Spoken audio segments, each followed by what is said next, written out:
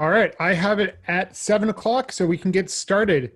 Thank you to everyone for joining us, and I imagine more people will probably come on as they realize it's 7.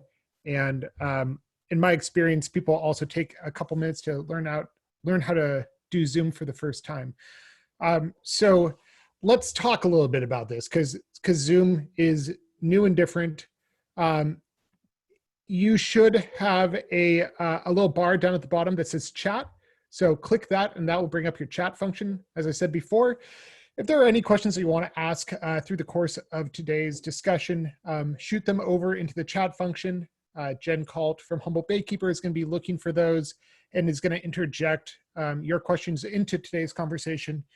Our talk is going to last from 7 to 8 p.m.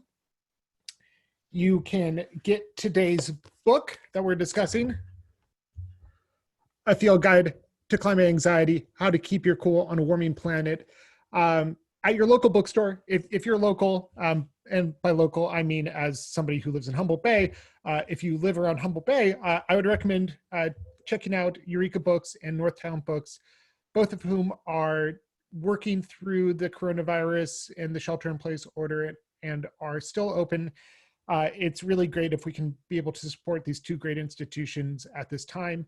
And I believe that Sarah and her publisher have worked out a special deal with these two booksellers that gets them more money for each sale. So it's a really wonderful way to help support local businesses. And these are two really great institutions. So I would really encourage you to go through them if possible. If not, you can always find it online at all of your standard online retailers. All right, so let's get started here. I always have to pull up a new window. Everything is online these days. Thank you again, everyone, so much for joining us. My name is Tom Wheeler. I'm the Executive Director of EPIC. This is a very special event. It is an event hosted by 4 different organizations. So we have the Environmental Protection Information Center, EPIC. We also have Alicia Heyman from Friends of the Eel River. Alicia is my co-host and moderator on today's conversation. Humboldt Baykeeper is also sponsoring, and the wonderful Jen Kalt is going to be watching the chat function. And the North Coast Environmental Center is also helping to facilitate today. So thank you to all of our participating organizations. And now I have the distinct honor and pleasure of introducing today's guest, Sarah Jaquette Ray. Sarah works on environmental justice theory, intersections of identity, power, and place, and environmental humanities. Her first book, The Ecological Other, Environmental Exclusion in American Culture, explores the ways in which the dominant US environmental movement, despite being progressive in many ways, often reinforces social hierarchies. She leads the Environmental Studies BA program at Humboldt State University, and her second book just came out, A Field Guide to Climate Anxiety. So, a youth movement is re-energizing global environmental activism. The climate generation, late millennials, iGen, or Gen Z, is demanding that policymakers and government leaders take immediate action to address the dire outcomes predicted by climate science. Those inheriting our planet's environmental problems expect to encounter challenges, but they may not have the skills yet to grapple with the feelings of powerlessness and despair that may arise when they confront the seemingly intractable situation. So Sarah has drawn on a decade of experience leading and teaching in college environmental studies programs, and she's created an existential toolkit for the climate generation. And I should also say, as someone who is not a late millennial, but a millennial, this book is also resonant with me as well. So you don't have to just be a member of the climate generation, although maybe it helps. All right, combining insights from psychology, sociology, social movements, mindfulness, and the environmental humanities, Sarah explains why and how we need to let go of eco-guilt, how to resist burnout, and how to cultivate resilience while advocating for climate justice. A Field Guide to Climate Anxiety is the essential guidebook for the climate generation and the rest of us as we confront the greatest environmental and existential threat of our time. So Sarah, thank you so much for joining us today. Do I hear you? Yes, I'm just unmuting myself. Thanks. Perfect. I'll stay unmuted now from henceforth. No, thank you for inviting me to do this, and thanks so much to Lania Quinn Davidson at UC Davis for hosting, and for Tibora, who our mutual friend connected us to do this. So thank you so much. All right, so let's jump into it. So this might be a topic that people didn't really realize was a thing yet, but I know a lot of us feel this.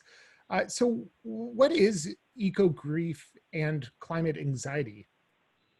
Yeah, so this is increasingly becoming obvious to me. I was trained as an environmental studies person, and that's the way I taught stuff, and I didn't really think about my students' emotional response to that kind of material entering into the classroom. And I think a lot of environmental educators don't really think of the emotional side of what they're doing, but increasingly over the last 10 years or so, especially with the scientists who are sort of on the front lines of observing and counting and documenting extinction and glaciers receding and sea level rise, some folks like Susan Clayton have documented increased amounts of depression and anxiety that is actually debilitating for some of these scientists. And then as people get the message and more people start to learn about this, and over the last 10 years of leading and teaching environmental studies, I have noticed students getting more and more gripped by despair and apathy. They go through these sort of stages, which maybe we'll talk about later, and they really haven't figured out how to cope with the emotional strength and resilience, and focusing on how to cope through grief and eco-grief, about observing and learning about the losses that are happening, and including all of the, especially in the US context, I think a lot of students or young people, when they start to realize that they are themselves are complicit in a lot of the troubles that we're seeing, they feel a sense of obligation to do something about it, and that can be, that kind of guilt or that kind of sense of complicity can be really gripping and challenging to work through, and many young people just turn away from the problems instead of facing them. So, and I think that we are feeling climate anxiety in this very moment in a kind of fast forward way, and maybe we can talk about that a little bit too, but given the fact that coronavirus and the situation that we're going through is an expression of climate change, given the fact that climate change is going to do things like unleash more infectious diseases and create the kinds of, reveal the kinds of problems that are causing climate change even more starkly, we are in the middle of a climate anxiety moment peaking right now. Our amygdalas are really flaring, as many of you might be feeling. So the generation I'm speaking to in this book has been feeling that way for some time, learning and reading and finding out about, and many times experiencing the things that are happening, the climate disruptions that are happening all around the planet. So why write the book? Is there something you're trying to achieve and, like, you know, reaching this target audience? Are you trying to motivate us towards something greater? What's your end goal here? Yeah, I think there's two answers to that question. One is really to speak to and help support the climate generation, because I had this feeling of I wasn't trained to help them, and what they were needing to have, the skills that they were needing to have weren't the ones that I was trained to teach them in classes. And so when they walked across the graduation stage, the stuff that I thought they needed wasn't in fact what they needed. And so I needed to revise what I was doing in the classroom to equip them for this new moment. And so primarily the book is an outgrowth of that research. And my strong desire after the 2016 presidential election in the US to become a more public-facing scholar and to make what I was doing as an academic much more palatable, meaningful, significant to a broader audience. And so that primarily the sense of the next generation needs to be able to cope with this stuff, and they need to be able to live through this. In fact, they need to learn how to desire their future. What a radical thought. And that was really my real hope of writing the book, that we could somehow cultivate a generation that was able and equipped to imagine, desire, and build that future that they were otherwise being told that they should really fear. A second main reason for doing this was for educators. So a sort of secondary audience is people who are dealing with these issues themselves, or who are educating younger people who are trying to figure out how to teach this content. And I think educators can benefit as much from this book as anybody. And I sure hope that, just as Tom was saying, that there are lots of people and lots of generations, people who are have been worried about this stuff for some time, all of them can benefit from it. But I was really hoping that educators would wake up and stop teaching climate change the way they had been teaching it, realizing that the emotional result of what they were doing could actually completely undermine a whole generation of potential future climate advocates. So I was really trying to call on educators to rethink what they're doing too. Yeah, I think we'll get into it later, but I really like what you say in the book about rethinking this as a politics of desire rather than having it be about individual sacrifice and consumer denial, and kind of reframing to think about the positive reasons why we engage in this work, and thinking of it as envisioning our future rather than being horrified by our future. Yeah, that's, to me, that was the initial thing. When we teach, the standard mode for teaching environmental problems is to teach all of the problems and then maybe some solutions, but we don't often say to students, okay, what you're going to do in your entire semester or your entire college career is build the future you desire. That's not what we're teaching them. So, it's a total shift. And we often give students, even in high school, this exercise that you probably all are aware of, and maybe the audience is too, called the ecological footprint exercise. And this is an exercise that you can do in 10 minutes or so. You can download it right now if you want to, and you add up all of the consumer habits that you do in your life and find out how many Earths will be required to support your lifestyle. And this expects that the end result is that your guilt of having to use so many Earths, your sense of complicity, will result in you changing your behavior. But psychologists are showing, and I went and did all this research because I thought, what's the emotions that we need to cultivate in order to engage in this long-term work? And it turns out guilt is really not an effective long-term emotion for that kind of work. And so I thought, we need desire. Desire is really a much more effective emotion for long-term work. So yeah, absolutely. So, every generation faces its own problems, but climate change seems to be a unique and special one that is kind of unprecedented. You have a quote in your book that stuck with me. You quote Anthony Lyserowitz.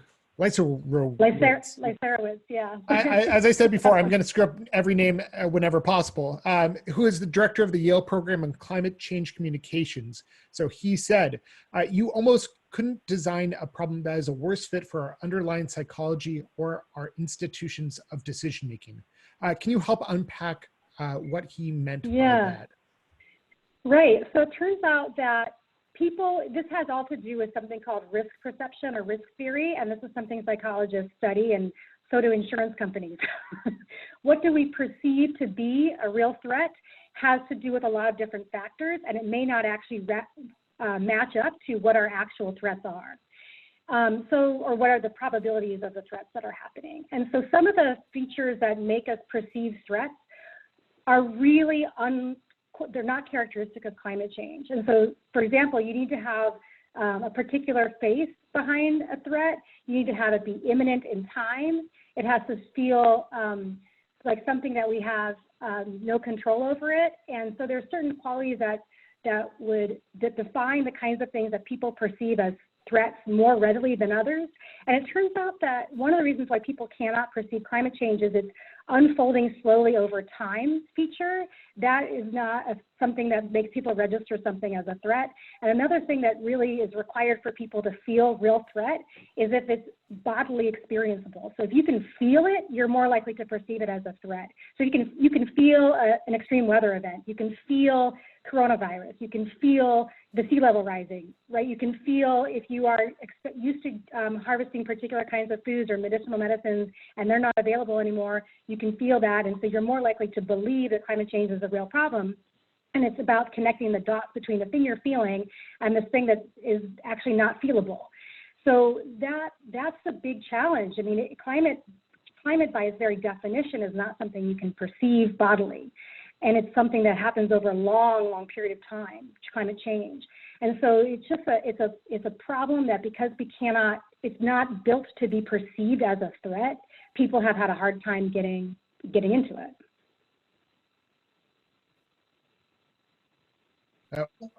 I have to unmute myself. I'm bad at this too. Something that I've noticed in looking at some of the names, and I recognize a lot of the participants who are here today, is that we have a good number who are not of this climate generation. We have a number of folks who are 60, 70 and above. Do you have any thoughts on what's causing an older generation to kind of feel this existential threat in some of the same ways that this younger generation is? And I'm also thinking about our local 350 chapter. Going through the roster of faces in my brain, it's a lot of gray hair. No offense to anyone here. So what is it about climate change that can also kind of grab folks from the other side and get them to latch on to this existential issue?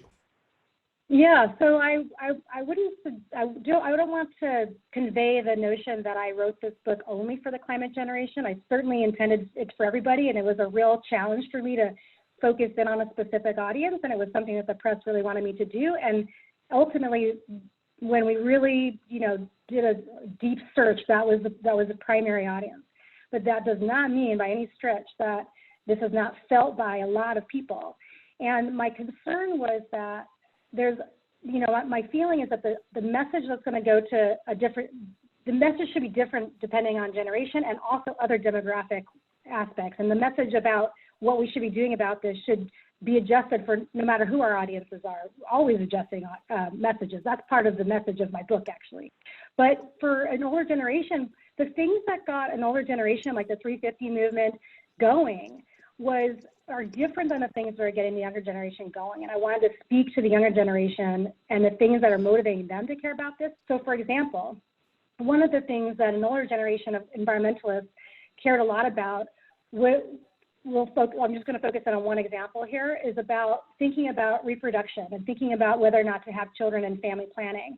And there might have been an argument in that generation to restrict having children on the principle that, there's something called overpopulation that's affecting our resource base, and so we're going to get to a point where we don't have enough resources. And so withholding on having children and that sort of thing was one of the kinds of lifestyle choices that was available, or that was a rationale for that generation.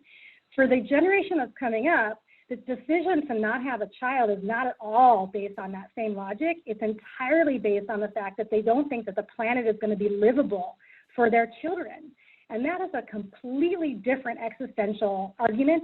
And it's going to fundamentally change how we organize families and how we organize structures of kinship and care into the future. And one of the big things I'm seeing with the younger generation is different arrangements around care, things like the mutual aid stuff that we're seeing right now, all kinds of new ideas about who counts as family, a real critique of kind of the heteronormative structure of the nuclear family and how it's really anti-environmental.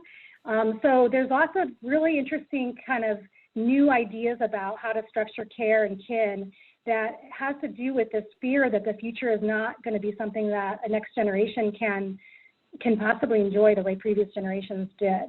And so that's just one example. That the generational divide, we might have a lot of people who are freaking out about this stuff, but the reasons that they're doing it are quite different. And so the younger generation also feels a lot of resentment for the sense that there's an older generation that said, we couldn't figure this out, and so now you have to figure it out. And I think that young people receive that message in all of this doom and gloom rhetoric around climate change. Every time they hear the message, the apocalypse is nigh, right? Like this is bad things are happening. The future is going to be absolutely awful. People should start caring about that.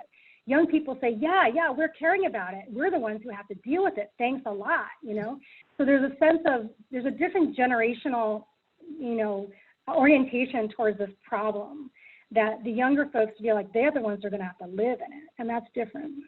Yeah.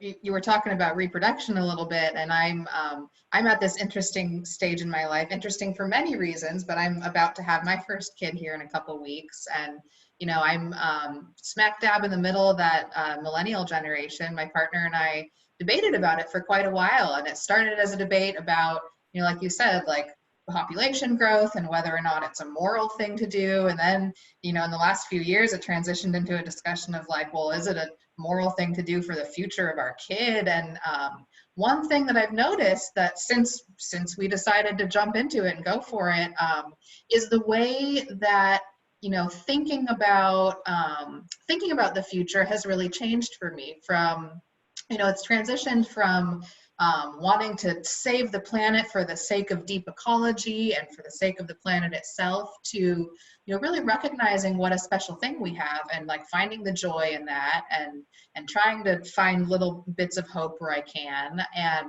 one thing that I found really interesting about your book is you point out kind of the danger of peddling hope for hope's sake, and how hope isn't, it can't really be our end game here. And I think one error that environmental organizations often make is always ending on that hopeful note and trying to, like, oh, doom and gloom. But you know what? We saw a fissure on our game camp, so everything's going to be okay, everyone. And can you speak a little more to that? Why, what the dangers of peddling hope can be, and what else, what's the problem of hope? Yeah, thanks for bringing that up, and congratulations on your expectation of next week. That's pretty exciting. I'm impressed you're here and functioning.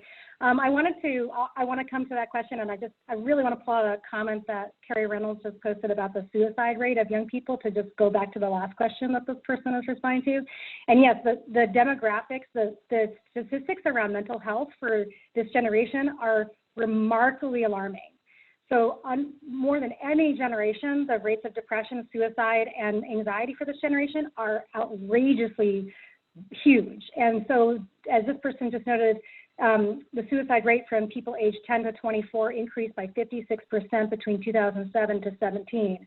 And that is, when you ask me the question why I wrote this book, I'm not a professional psychologist, but I sure hope that we don't have a lot of people following David Batel's footsteps, where he immolated himself, the sort of first reported climate suicide of this country in 2015, I want to say it was. I can't remember exactly what year that was, but if people look that up, they'll remember that he committed suicide on principle, because he was so trying to draw attention to climate change. And I do think that the sense of feeling powerless, or the sense of feeling like this is going to be their problem they have to face, exacerbates all that existing mental health profile of this generation.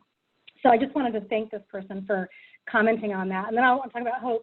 So the problem with hope, and I'm now drawing on a lot of people who've written about hope, so this is not coming out of my own head, and I want to acknowledge that Derek Jensen, Rebecca Solnit, Paulo Freire, and Cornel West, all kind of wonderful people have written in these beautiful ways about hope, and I'm kind of pulling those ideas together to say that hope, there's different varieties of hope, and some of the most, problematic kinds are the kinds that make us feel like somebody else is going to deal with this problem. You give me a sense of hope, like you just described to your audiences, and those audiences feel like they don't have to do anything to change or fix the problem because you've got this covered.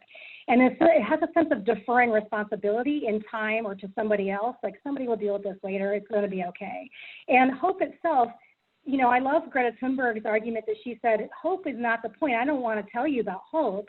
Hope will happen as the end result of the actions that we take. And I think that that's the point I'm trying to make too, is that when I am spending so much time with students who are all getting equipped to go and do this work in the world, no one has to give me hope. I just live in a space of knowing that all these people are going to go out into the world and do these amazing things. And that exists alongside a lot of despair and a lot of challenge and a lot of knowing that there's bad stuff in the world. But hope and despair, or joy and despair, are not, you don't have to choose one or the other. That's binary. They exist on the same plane in our lives all the time. And we in America especially are taught to believe we have to kind of pick one or the other of these poles, but emotions are much more complicated. And that's something I want to talk a lot about in my book, is that we don't just choose hope or choose joy or choose despair. We're kind of always operating in those spaces. And the social movement leaders that I draw on in the book, who talk about how the whole point of having joy in moments of despair, that is the definition of resistance. That is the definition of living out the life that we want to be manifesting, in contrast to the life that we're living in. And so hope is just not it's not the end game. And I think it also gives a message that the negative feelings and the fear that people feel around climate change or coronavirus, that fear and anxiety are in themselves not instructive, really important emotions to be having. So hope kind of gets us off the hook from working on those so-called negative emotions and just kind of bypasses them. And I think we really have to grope with the anxiety and the fear and what they're signaling to us and how we're going to live in a world that is going to be very uncertain like we are right now. Yeah. What I take from all that is almost a sense that we will earn the hope that we have by making meaningful action towards the future that we're desiring. Yeah, and I think that there's a reason to think that you have to have some level of optimism about how this is all going to end up. Some people might call it faith instead, but it's not. It needs to be. It needs to be sort of utilitarian, right? It needs to be something that helps us then do the work, right? So, yeah. So I'm going to kind of try to. Oh, I'll try to synthesize some of these questions with my own experience. So this is kind of following up on what Dan Chandler and Tom Hanauer wrote in our chat function.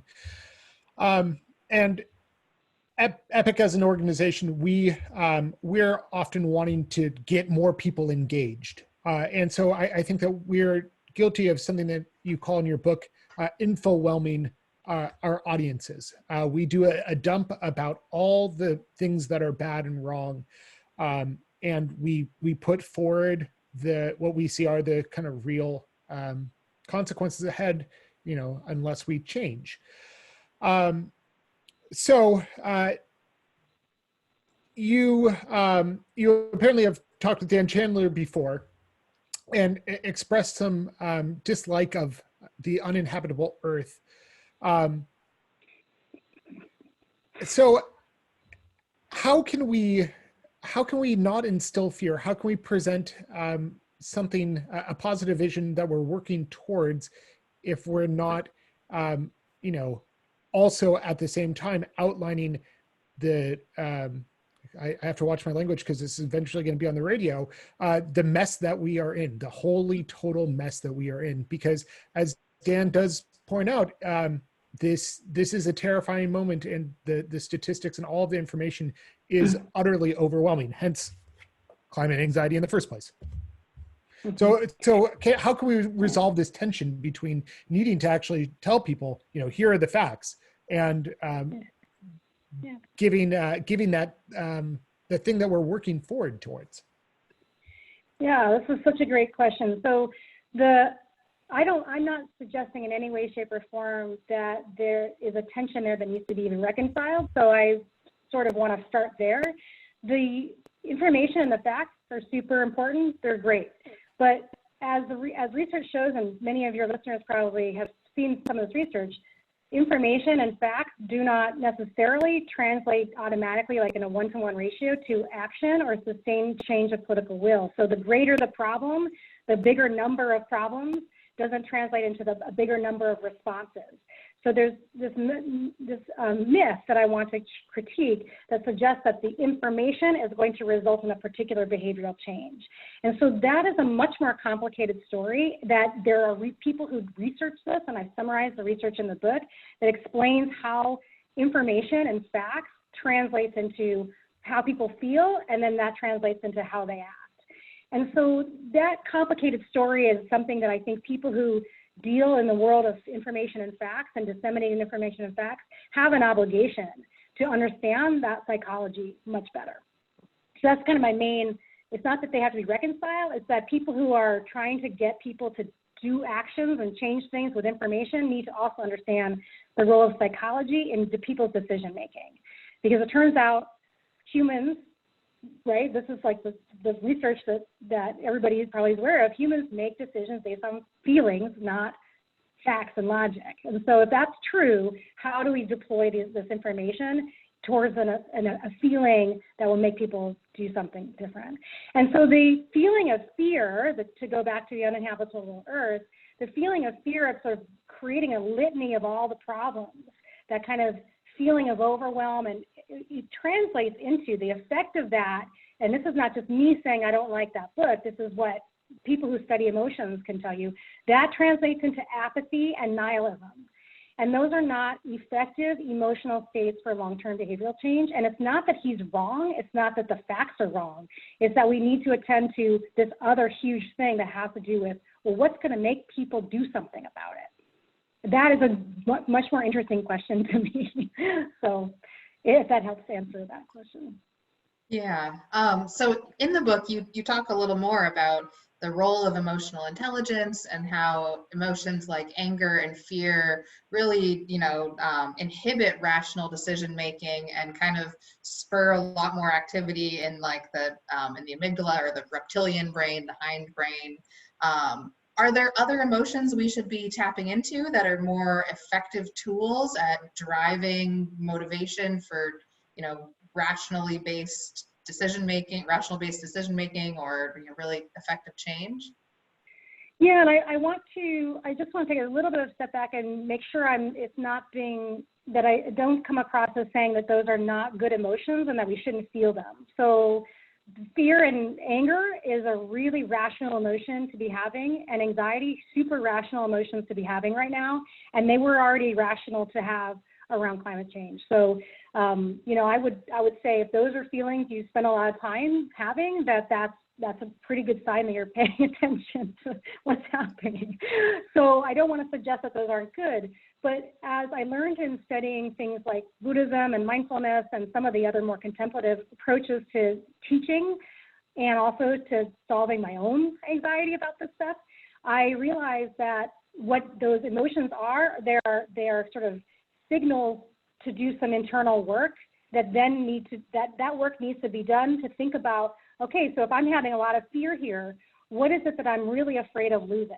And that will lead us, actually, if we do that internal investigation, that will lead us to the thing that we're afraid of losing, which usually then also helps us realize that that's about love of something, right? The thing that we're angry about is because we love something and we're afraid it's under threat.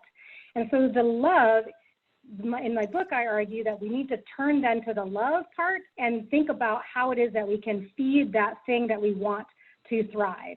And so instead of operating from a place of fear, which will burn us out very quickly, and this is one of the other things I noticed with my students, they would get passionate, they would want to do stuff, and they'd get out there and do it. They hated sitting in the chair, felt too passive, it was such an urgent situation, they got to get out and do something.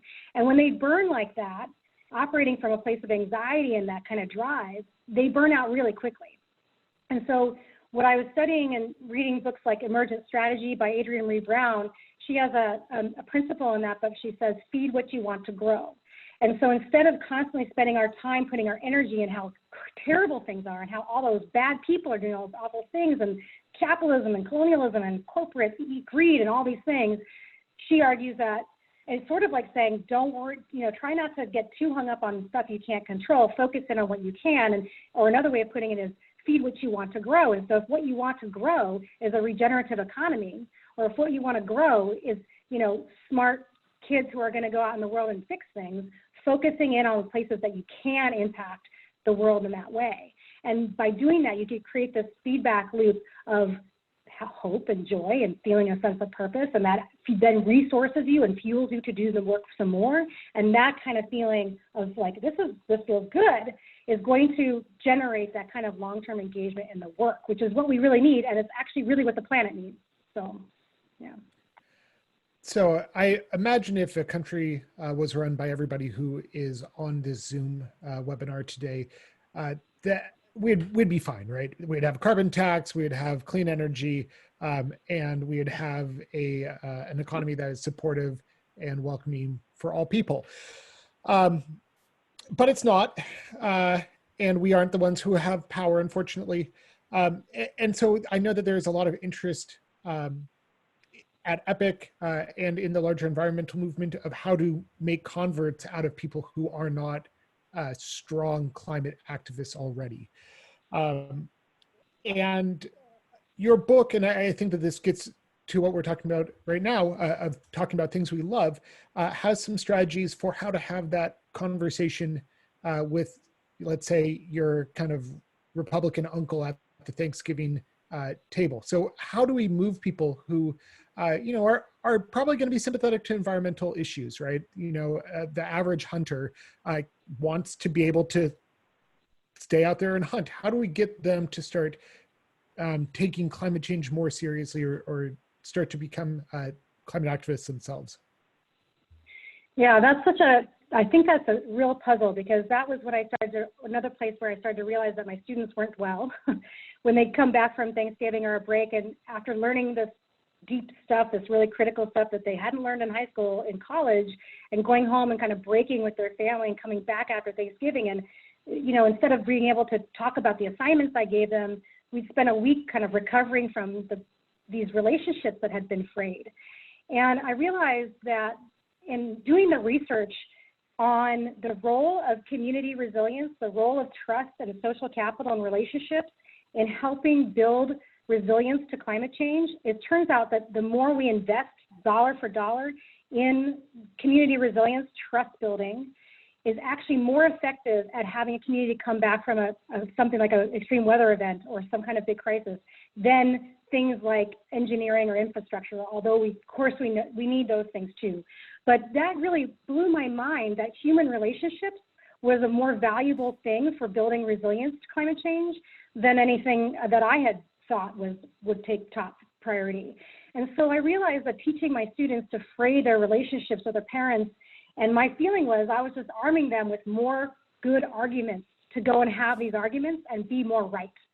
And I realized that this was actually not helping, and that wasn't helping them, but it also might not help climate. And so I thought I need to research this and think more about this. And I realized that maintaining those relationships is more important than being right. And I have really stepped down myself on writing polemical things on people's social media threads and creating unnecessary divisions. And I'm watching the divisiveness of our country really undermining democracy, and it really frightens me. And so my feeling is rebuilding democracy and rebuilding relationships and trust in each other and faith in institutions is one of the primary things that we need to be doing. And being more right on your soapbox is not going to get us there. And so the question was, how can we get there?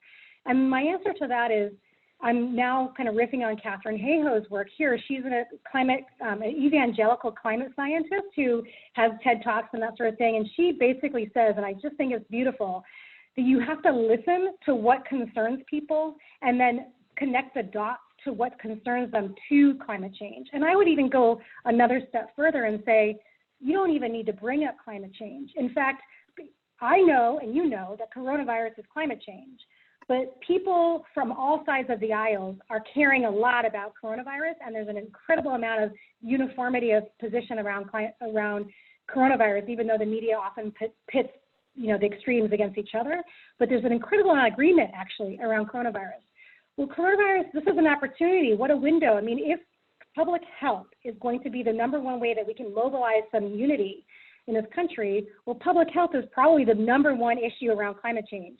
So my feeling is we could be working on public health. We could be working on any number of things that didn't necessarily explicitly foreground climate change as the main problem.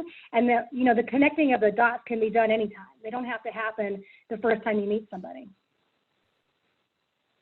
I recently had an experience with some family, well, not recent, like a year and a half ago, I had an experience with some family members where I was hanging out with some conservative leaning family members, and they were all so proud to tell me that they no longer used straws. And, it was really everything I could do to keep from talking to them about how, well, yeah, but you still vote for people like Donald Trump. Like, you're maybe not using straws, but you're really still contributing to the problems. And so I think your message about maintaining those relationships and finding ways in which we can, you know, build meaningful change together is really important. I see one of the questions in the chat here from a little while ago. Colin asked whether you think there's a generational difference in terms of orientation towards individual consumer action versus collective or political action. And you know, you talk a little bit about that in your book, and you know, thinking about the resources that we use and the resources that have gone into, for example, making a single pen, but also then, you know, really focusing on that and how that contributes to the guilt factor. So what are your thoughts on different kinds of action that we take and the effectiveness and where that comes from? Yeah, so this is an ongoing kind of raging debate within the field of environmental studies, and it's sort of like the number one question that students come into college asking, right? Like, how can I make a difference? Is me riding the bike going to do it? And when they realize that no, it's not going to do it, that's the first like poof, wave of despair that happens, right? Like, well, what's the point? It creates a sort of futility, and that's, you know, I sort of got this sick pleasure out of it, being like, yes, you have to fix structures. You can't just ride your bike your way out of this, you know? But I realized that pulling that rug out from underneath people made them feel like they had no agency. So there's this delicate balance between explaining that this is structural and that riding a bike or the straw thing is really not going to solve it, and also making sure people feel empowered to do things against a problem that is so much bigger than their individual actions. Now, I think that tension is just part of what is one of the kind of ironies of environmentalism, and we just live in that. It's not black or white. You can't just choose one or the other. They're both. And I think I do want to make sure I go back to Colin's question about the generational thing, but I do think one of the infographics that's super revealing about how people can be convinced that we can live in this gray area is that infographic. I don't know if you guys have seen it, of how the coronavirus spreads when one person goes around, right? So it's just these little dots, and they're different colors, and they start off not being sick, and like 3 of them are red, and they start moving around, and all the red starts exploding, right? So the diffusion of coronavirus happening with just a little bit of action from a few people. And that infographic and that ability to communicate to the American public how important your individual actions are in a big scale, that infographic does that in a beautiful way that the environmental movement hasn't quite done it. So I look at that infographic and think, yeah, that is the reconciliation of how our individual actions reach scale, right? Scale out. And if we can imagine our individual actions having that kind of ripple effect over time that we'll never be able to necessarily measure or assess in any meaningful way, and that the motivation that we have for doing it is not because we want to see some evident result, or not because we think that it's actually going to make a difference on our own, but that we have other reasons to do it, other ethical orientations for doing it. And so I talk in the book a little bit about what are the different types of reasons why we might do an action. And I also talk about how it is that we need to really rethink what counts as an action. And so in some senses, your family ditching straws is kind of an incredible action, and expecting them to get from that nudged behavior change to voting differently, that's going to take a different kind of long-term work. And it's no surprise. I mean, the research shows that people will make political decisions about things like climate change or voting way more based on who their neighbors are and who they're listening to and who they care about, rather than reason or logic or anything else. And so that's where we see this divisiveness happening around partisan lines. And so the fact that they know you and they think it's important to not have straws, that is a huge triumph. I mean, it's not going to fix the problem, but if you're more paying attention to how it is that change happens, that's kind of a big momentous moment. To go back to Colin's point about generational, I don't necessarily think that there's a generational change on this. I think that the awareness that there's both structural and personal decisions that have to be made, that personal change and structural change have to happen kind of in tandem, that is something that is probably shared across the generations. What's different about younger generations is that they have been basically convinced that they have no power to do anything. And so they have been told for 50 years that their only power they'll have and the only actions that matter are with dollars and how many dollars you have. And so that's a message that has stripped them of their imagination as to what counts as an action in the first place.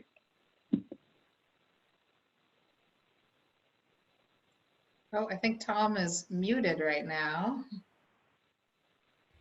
All right, I'll do another call and fist question. If you take the high road in conflict with, quote, the other side, unquote, and prioritize maintaining and building relationships, how do you avoid the problem of unilateral disarmament? The anti-climate action movement is much better resourced than we are, and they are devoted to continuing to sow doubt and division in order to undermine action. Yeah, I mean, I don't actually have a very good answer for you. But I do think that the answer to that question will feel good or bad depending on how urgently you feel about this. And I suppose what I'm arguing might not be well received here, which is to say that I do think that the change that we're going to need to do is slow and it's going to take a long time. And I think that it is super effective to have lots of people doing climate advocacy in lots of different ways. What I worry about is a whole generation never even having enough gumption to even start because they're so despaired and so disempowered about it. And so really I'm speaking to that. I'm speaking to that feeling of complete lack of agency. And the two different sides and the fact that there's a lot of money going behind sowing the doubt, that is a huge problem. And we are going to need actual economic, political, legal, people working in high positions of power to do that work. And I want us all to be doing all that work still. But I do think that it's Anthony Lyserowitz, to go back to that Yale climate communication guy, he does this research that I strongly recommend you all take a look at. It's all available online, called Climate Change in the American Mind. And Climate Change in the American Mind comes up with a biannual report where he does all the social science surveying of people of how they feel about climate change. And climate change concerns have actually increased pretty remarkably over time, and it's hugely increasing in younger generations.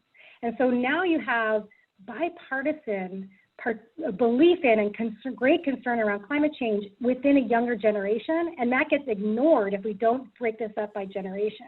So we just sit here and think it's binary. There's Republicans over there, and there's the Democrats over here, and it's good versus evil, whatever. But if you think about the generation that's about to take on leadership, the bipartisan divide on climate change is no longer going to happen. I want to say I feel it's inevitable that this will change. And it might be changing in ways that people start to just make green capitalism. It's true. I mean, I'm not suggesting that that's going to solve all of our problems, but it gives me an incredible amount of optimism that there is a whole generation of people who have overcome partisan divides to get it organized around climate change. I mean, that's a start. It's really exciting. So I'll jump in with another question here. So Donald Trump's politics have been called politics of resentment, and resentment has been theorized to play one of the important roles in flipping some of these Trump or Obama-Trump voters, right? So they voted for Obama in 2012, and they voted for Trump in 2016. So we're looking at the upper Midwest here, the Rust Belt, white working class folk who feel like they've been left behind, and they resent the folks who they feel are the cause of this, which are folks who don't look like them. So I was struck by one part of your book where you talk about the feeling of resentment that this climate generation can feel towards older generations, that we've saddled them with this uninhabitable earth, and not just with climate change. It also goes to things like student loans, right? College used to be affordable, and now we make college kind of a prerequisite for just about every job, and we make college something that will cost hundreds of thousands of dollars to obtain. I myself have over $170,000 of student loan debt, which is, oh yeah, that you're right. Like that's a house in Eureka. So Yeah, there you go. You're living it. yeah, so this new generation of folks, the largest generation in America right now, millennials, we are about to take power. And are you concerned that if we don't solve some of these issues, and by issues I also mean emotional issues, that we might have other kind of fallouts here, politics of resentment of this new generation who will come into power, hosing the older generation, or is there a positive role that resentment could play in climate activism? Yeah, yeah, absolutely. And my feeling is that, as we're seeing with things like the coronavirus, and certainly around in the last, 20 years or so with the increasing divides, the resentment just digs deeper and deeper and deeper, and then it creates things like scapegoats for problems, and then you're going to have the China virus, and it just creates a whole armies of fear build up around it. And so I do think it's super dangerous, and this is why I go back to the relationships and the institution of democracy feel super important to me in this moment, and they sort of are unsexy and unglamorous to work on those things compared to things like, blockading or whatever, which is also important too. I'm totally into that, but I also feel like a lot of young people feel like if they're not doing that, then they're not making any difference, and so they should just give up. My feeling around your generation, the millennial generation, moving into power is that you can win an election cycle or two, and that's just not going to be enough for the planet. And so culture change has to happen. It can't just be one party winning for a short period of time and we have the pendulum going back and forth. We also have to do the slow, really difficult work of shifting culture. And I think that's where my own passions lie anyway. And so whether you call that soft power versus hard power, or however you want to distinguish it in terms of, political theory about how power works, my feeling, because I come from a cultural studies and humanities background, my desire is to invest my energy in culture change. And I really find that work exciting. And so I try to share that with my students. And it feels to me like a more ethical position too. It feels to me also like it's a place to channel resentment. And so resentment can turn into so much creativity and so much opportunity for collaboration. And I keep thinking about Arlie Hochschild's book, Strangers in Their Own Land, in which she goes to, I believe it's Louisiana, where she studies this particular right-wing group, and she writes about them, and they call themselves the Green Tea Party. And it's a right-wing environmentalist group of people who are organizing around trying to get corporate, power out of their lives.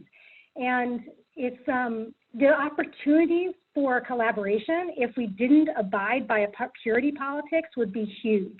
If we could permit, collaboration with different groups, even if they felt differently than we did about X, Y, and Z topic, but because we agree on a topic, we can collaborate together, and we don't have to just shut the doors and go take our ball and run to the corner just because we don't agree about every single thing. And the politics of purity that's coming out of this divisiveness is equally, sabotaging. It's sort of cutting up our nose to spite our faces. And so what I'm calling for is a sense of resentment, great, but if resentment means that we can no longer, connect with people on the things that we do agree about, then we're really not helping anybody, not helping ourselves. Yeah. I want to shift a little bit and talk about how, ways in which we can avoid burnout, and particularly the role of emotional intelligence in that. I'm going to share real quick here. Let's see. I'm going to share a graphic from your book, which is the effective arc of, the effective arc of environmental studies curricula.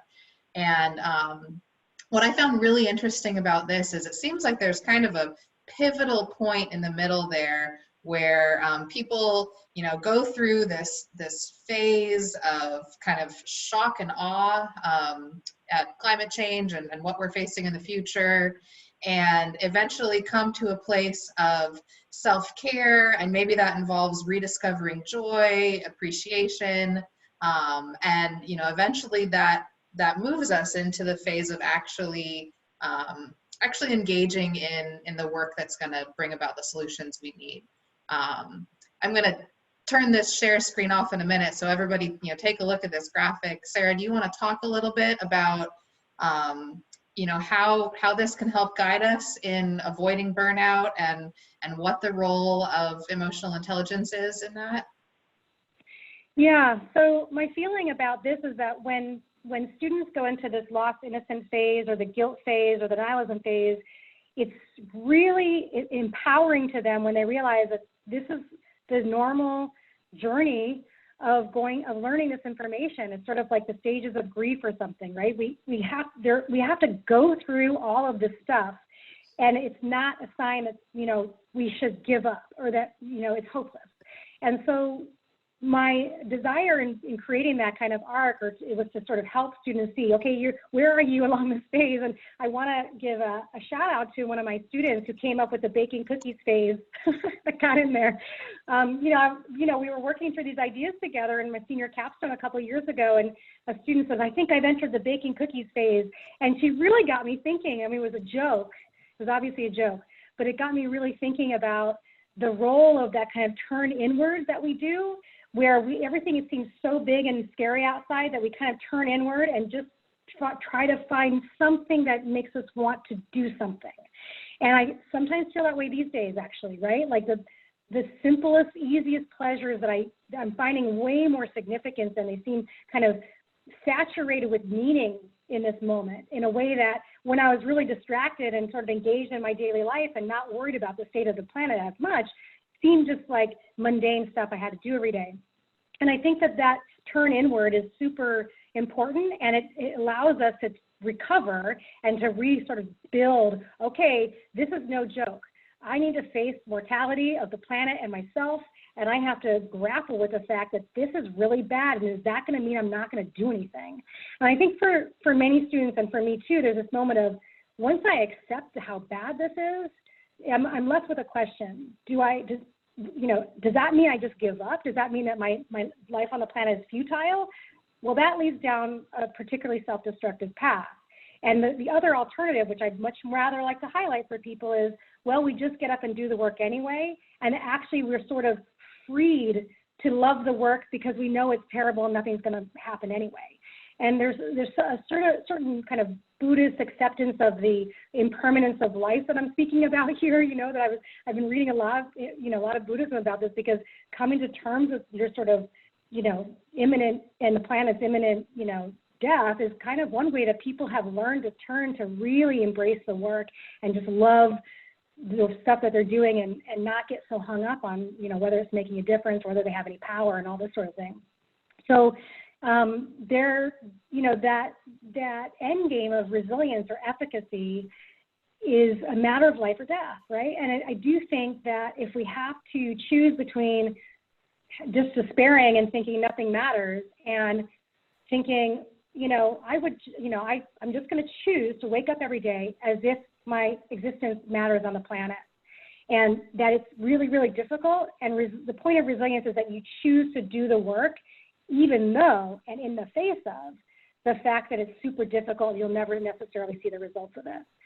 And so that's one of the dimensions of resilience that I try to explore and teach and write about, that it's taken me a long journey to get to myself.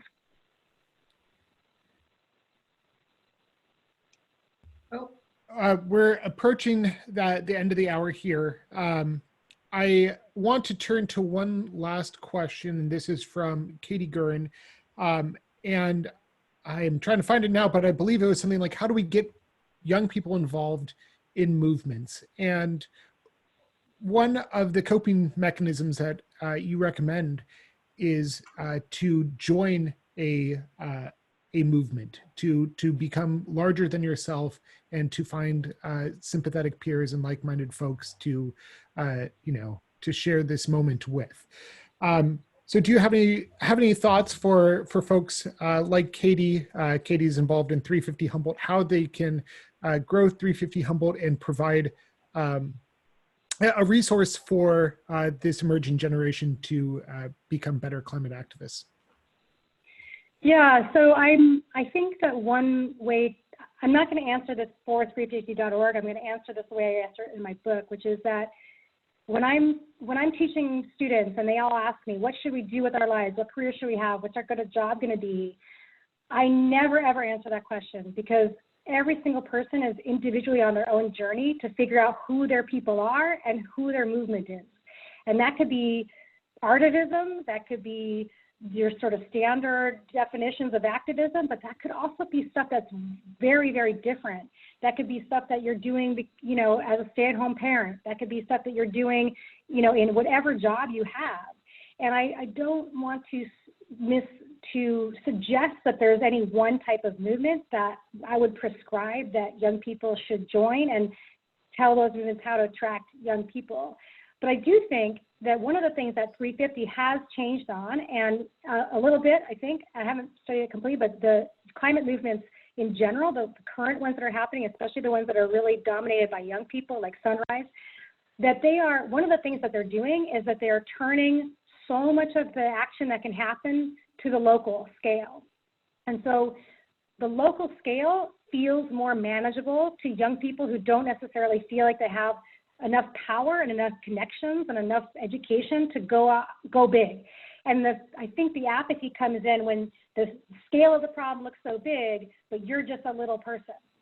And Sunrise has effectively engaged young people by saying, you're just a little person, but here's this one little place that you can make a big difference.